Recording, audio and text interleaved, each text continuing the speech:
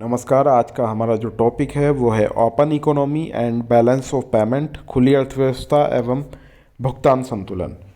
खुली अर्थव्यवस्था ऐसी अर्थव्यवस्था होती है जिसमें अन्य राष्ट्रों के साथ वस्तुओं और सेवाओं तथा बहुधा वित्तीय परिसंपत्तियों का व्यापार किया जाता है। खुली अर्थव्यवस्था में अंतर्राष्ट्रीय व्यापार उत्पन्न होता है, अंतर्राष्ट्रीय पूंजीगत लेन देन उपलब्ध होते हैं तथा श्रम बाजार के भी लेन देन उपलब्ध होते हैं। इसका अर्थ यह हुआ कि वस्तु बाजार, पूंजी बाजार, श्रम बाजार तीनों की सहलग्नताएं बढ़ती है। जब हम खुली अर्थव्यवस्था की बात करते हैं तो वहाँ पे कुछ समस्याएं भी उत्पन्न होती है। खुली अर्थव्यवस्थाओं में एक और समस्या एकल करेंसी की उत्पन्न होती है। अंतर्राष्ट्रीय स्तर पर कोई एकल करेंसी नहीं होती है जिसे किसी केंद्रीय प्राधिकरण के द्वारा जारी किया गया हो। ऐसे में अन्य देश हमारे देश की करेंसी को तभी स्वीकार करते हैं जब उन्हें ये विश्वास होता है कि इस प्रकार की जो देश है उनके क्रय विक्रय शक्ति स्थिर रहेगी, जो मुद्रा वो अपना रहे हैं। इसके लिए सभी देशों की सरकारें यह उद्घोषणा करती है कि राष्ट्रीय मुद्रा निर्बाध रूप से स्थिर कीमत पर सोना या अन्य राष्ट्रीय मुद्राएं होंगी। भुगतान शेष एक वर्ष की अवधि में किसी देश के सामान्य निवासियों और शेष विश्व के बीच समस्त आर्थिक लेन देनों का एक विस्तृत एवं व्यवस्थित विवरण होता है। जब हम बैलेंस ऑफ पेमेंट की बात करते हैं, भुगतान शेष की बात करते हैं, तो उसकी जो अवधि रहती है वो एक वर्ष में किसी देश के जो सामान्य निवासी हैं और फिर जो शेष बचा विश्व है उनके बीच में जितने भी प्रकार के आर्थिक लेन देन होते हैं उनका विस्तृत और व्यवस्थित विवरण अगर कोई है तो वो भुगतान शेष होता है। इसे विदेशी विनिमय के वार्षिक अंतः प्रवाह तथा बाह्य प्रवाह का लेखा भी कहते हैं। तो कभी आपसे पूछा जाए कि विदेशी विनिमय के वार्षिक अंतः प्रवाह तथा बाह्य प्रवाह का लेखा क्या कहलाता है, तो उसे हम भुगतान शेष कहते हैं। अब हम बात करते हैं बैलेंस ऑफ पेमेंट की, अदायगी संतुलन की। तो ये क्या चीज़ है, इसे समझते हैं। अदायगी संतुलन से तात्पर्य ऐसे विवरण से है जो एक देश के निवासियों और शेष विश्व के बीच वस्तुओं, सेवाओं और परिसंपत्तियों के लेन देन का विवरण रखता है।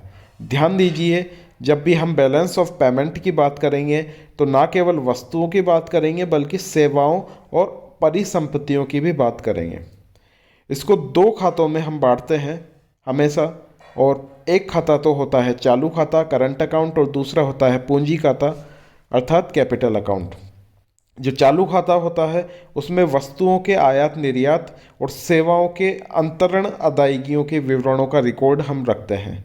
जबकि इसके घटक की अगर हम बात करें तो इसके तीन घटक होते हैं, जिसमें पहला घटक होता है वस्तुओं का आयात निर्यात करना, दूसरा घटक होता है सेवाओं का आयात निर्यात करना, और तीसरा जो घटक होता है वो होता है अंतरण अदायगियाँ, या कहें कि एक पक्षीय चालू हस्तांतरण।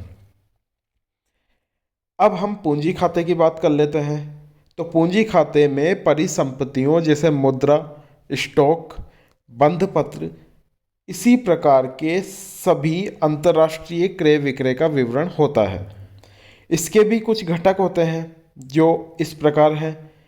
पहला विदेशी निवेश, जिसमें विदेशी प्रत्यक्ष निवेश अर्थात एफडीआई, फॉरेन डायरेक्ट इन्वेस्टमेंट जिसे हम कहते हैं, और दूसरा विदेशी संस्थागत निवेश अर्थात एफआईआई, फॉरेन इंस्टीट्यूशनल इन्वेस्टमेंट जिसे हम कहते हैं। इसी प्रकार उधार में बाहरी सहायता और बाहरी वाणिज्यिक सहायता, जबकि गैर भारतीय निवासियों की जमाएं, बैंकिंग पूंजियाँ, अल्पकालीन व्यापार जमाएं और अन्य प्रवाह, ये सभी घटक जो होते हैं वो पूंजीगत खाते के होते हैं। एक बार फिर से समझ लीजिए, एफडीआई, एफआईआई इसमें आता है। उधार, चाहे वो बाहर से आपने सहायता ली है या बाहरी वाणिज्यिक सहायता आपने प्राप्त की है, बाहर की सरकारों से या बाहर से वाणिज्यिक रूप से आपने सहायता प्राप्त की है, वो भी पूंजीगत खाते में आएगी। जो गैर भारतीय निवासी है, एनआरआई हैं, उनकी जो डिपॉजिट्स हैं वो भी इसमें आती है। बैंक की पूंजी इसमें आती है, और अल्पकाल के लिए जो व्यापारिक जमाएं होती हैं वो इसमें आती हैं, और इसके अलावा जो अन्य प्रवाह होते हैं वो पूंजीगत खाते में आते हैं। अब जो बैलेंस ऑफ पेमेंट होता है, भुगतान शेष या अदायगी संतुलन जिसे हम कहते हैं, उसमें संतुलन तथा असंतुलन क्या होता है इसकी हम बात कर लेते हैं। तो देखिए, जब चालू खाता शेष और पूंजी खाता शेष का योग शून्य होता है और केंद्रीय बैंक के सरकारी कोषों में कोई परिवर्तन नहीं होता है, तब भुगतान शेष अदायगी संतुलन में होता है। फिर से आप समझ लें, जब चालू खाता शेष अर्थात करंट अकाउंट जो बैलेंस है और जो कैपिटल अकाउंट जो बैलेंस है, उनका जो योग है, टोटल है, वो शून्य है, और जो हमारा केंद्रीय बैंक है अर्थात रिजर्व बैंक ऑफ इंडिया, वहाँ जो सरकारी कोष है उनमें कोई परिवर्तन नहीं हुआ है, तब तो हम कहेंगे कि जो बैलेंस ऑफ पेमेंट है या अदायगी संतुलन है वो बैलेंस है अर्थात संतुलन में है। ऐसी स्थिति में विदेशी विनिमय का आंतरिक अर्थात चालू खाते तथा पूंजी खाते के लेन देनों के कारण विदेशी विनिमय के बाह्य प्रवाह के बिल्कुल बराबर होता है। अर्थात जो आंतरिक प्रवाह होगा फॉरेन एक्सचेंज का, वो फॉरेन एक्सचेंज के बाह्य प्रवाह के बिल्कुल बराबर माना जाएगा, जिसके फलस्वरूप देश के केंद्रीय बैंक के सरकारी कोषों में कोई परिवर्तन नहीं होता है। तो इसे तो हम कहेंगे कि जो बैलेंस ऑफ पेमेंट है, भुगतान संतुलन है, भुगतान शेष है, वो संतुलित है। जबकि अदायगी संतुलन हम आधिक्य कब मानेंगे, इससे समझते हैं। अदायगी संतुलन आधिक्य में तब होता है जब जो करंट अकाउंट है उसका बैलेंस और जो कैपिटल अकाउंट है उसका बैलेंस, इन दोनों का टोटल कर दिया जाए तो कुछ धनात्मक संख्या आती है, यानी पॉजिटिव प्लस में जो संख्या आएगी तो हम कहेंगे कि अदायगी संतुलन है जो है वो आधिक्य में है। और ऐसे में विदेशी विनिमय के शुद्ध आंतरिक प्रवाह को ये दर्शाता है। जब अदायगी संतुलन आधिक्य में है तो सरकारी कोषों में वृद्धि होती है, ये किसी भी देश के लिए अच्छा है। और अदायगी संतुलन घाटे में तब होता है जब जो चालू खाता है उसका शेष और पूंजी खाता है उसका शेष, इन दोनों को जोड़ा जाए तो जो संख्या प्राप्त होगी वो ऋणात्मक प्राप्त होगी, माइनस में प्राप्त होगी। और जो विदेशी विनिमय के शुद्ध बाह्य प्रवाह है उनको ये संख्या दर्शाएगी। अर्थात अगर संख्या प्लस में है तो विदेशी विनिमय के शुद्ध आंतरिक प्रवाह को दर्शाएगी, और अगर ये संख्या माइनस में है, ऋणात्मक है, तो विदेशी विनिमय के शुद्ध बाह्य प्रवाह को ये दर्शाएगी। जब अदायगी संतुलन घाटे में होता है अर्थात माइनस में होता है तो सरकारी कोषों में इससे कमी आती है। जो केंद्रीय बैंक है वहाँ पे जो सरकारी कोष है उसमें कमी आएगी।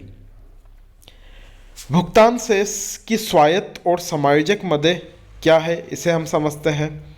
जो स्वायत्त मदें हैं उनसे तात्पर्य है भुगतान शेष के उन सौदों से जो लाभ के विचार से किए जाते हैं, जिनका अपना आर्थिक उद्देश्य होता है, जबकि समायोजन मदों का निर्धारण स्वायत्त मदों के जो निवल परिणाम है, जो नेट रिजल्ट है, उनके द्वारा होता है। जब अदायगी संतुलन आधिक्य या घाटे में हो तो अधिकृत घटे हुए आरक्षित निधि समव्यवहार को अदायगी संतुलन की समायोजित मदों में शामिल किया जाता है। स्वायत्त मदें भुगतान शेष में असंतुलन का कारण है। समायोजक मदें भुगतान शेष के असंतुलन का कारण नहीं होती है, बल्कि यह भुगतान शेष के असंतुलन को ठीक करने के लिए तथा भुगतान शेष के संतुलन को पुनः प्राप्त करने के लिए की जाती है। अब हम बात करते हैं व्यापार शेष तथा भुगतान शेष की। तो जो व्यापार शेष है, बैलेंस ऑफ ट्रेड है, वो एक देश की भौतिक वस्तुओं के आयात तथा निर्यात का अंतर है। केवल हम यहाँ पर वस्तुओं की बात कर रहे हैं, सेवाओं की बात नहीं कर रहे हैं। वस्तुएं भी कैसी, भौतिक वस्तुएं। तो भौतिक वस्तुओं के जब आयात और निर्यात के अंतर की बात कर रहे हैं तो हम व्यापार शेष की बात कर रहे हैं। अगर हम सूत्र के रूप में इसे लिखें तो बैलेंस ऑफ ट्रेड अर्थात व्यापार शेष इज इक्वल टू वस्तुओं का निर्यात माइनस वस्तुओं का आयात। अर्थात हम निर्यात कर रहे हैं हमारे देश में से वस्तुओं का, उसमें से जो हमने आयात किया है, जो हमने इंपोर्ट किया है, उसे घटा देंगे एक्सपोर्ट में से। उसके बाद जो शेष निकल कर आएगा वो व्यापार शेष कहलाएगा। अगर निर्यात ज़्यादा है तो व्यापार शेष पॉजिटिव अर्थात धनात्मक रहेगा, और आयात ज़्यादा है, हमने आयात विदेशों से ज़्यादा कर रखा है जो कि हमारे देश में देखने को मिलता है, तो फिर ये जो व्यापार शेष है वो नकारात्मक होता है। भुगतान शेष की अगर हम बात करें तो उससे अभिप्राय है एक देश की शेष विश्व से प्राप्त सभी प्राप्तियों तथा शेष विश्व को सभी भुगतानों के अंतरण से। यहाँ पे सभी प्राप्ति आ गई, अर्थात वस्तुओं से भी और सेवाओं से भी और अन्य परिसंपत्तियों से भी, और सभी भुगतान भी आ गए जिसमें वस्तु, सेवाएं और अन्य प्रतिभूतियाँ भी शामिल हैं, परिसंपत्तियाँ भी शामिल हैं। भुगतान शेष का अगर हम फॉर्मूला लिखें तो वो फॉर्मूला इस तरीके से होगा, शेष विश्व से प्राप्त सभी प्राप्तियाँ माइनस शेष विश्व को सभी भुगतान। अगर हमारी प्राप्तियाँ ज़्यादा है तो ये धनात्मक होगा, और अगर हमारा भुगतान ज़्यादा है तो ये ऋणात्मक होगा। अगर हम इसे दूसरे तरीके से लिखें, दूसरा फॉर्मूला अगर हम इसका बनाएं बैलेंस ऑफ पेमेंट का, तो वो फॉर्मूला है चालू खाते का शेष प्लस पूंजी खाते का शेष।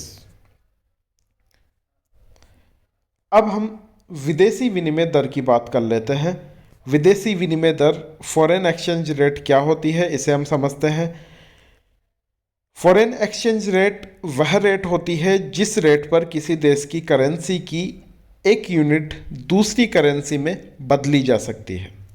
दूसरे शब्दों में, जिस दर पर एक देश की करेंसी को दूसरे देश की करेंसी में जिस दर पर बदला जा सकता है उसे ही विदेशी विनिमय दर कहते हैं। उदाहरण के रूप में हम $1 और रुपए की मात्रा को ले लेते हैं। वैसे $1 के मुकाबले वर्तमान में रुपया काफ़ी गिरा हुआ है, हमने इस उदाहरण में 50 रुपये ही इसे माना है, तो $1 बराबर 50 रुपया है।